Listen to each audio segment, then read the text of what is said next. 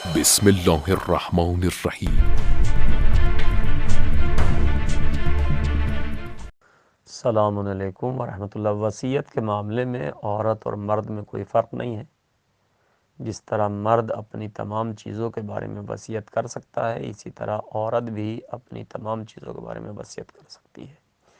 لیکن مرد و عورت دونوں کو حکم شرعی یہ ہے کہ وصیت میں ایسی وصیت نہ کی جائے کہ اولاد میں کسی کو حق زیادہ دے دیا ہے اور کسی کو حق سے محروم کر دیا ہے۔ یہ اس کو حق نہیں ہے، چاہے وہ عورت ہو یا مرد ہو۔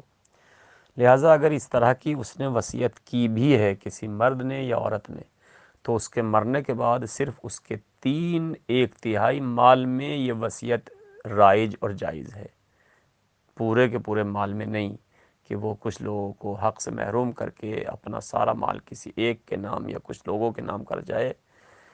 ایسا اگر کر کے اولاً تو کرنا صحیح نہیں ہے، لیکن اگر کوئی کر کے جا رہا ہے تو صرف 1/3 میں وصیت پر عمل کیا جائے گا، تمام کے تمام مال میں وصیت پر عمل نہیں کیا جائے گا، باقی ورثاء کے درمیان تقسیم کیا جائے گا۔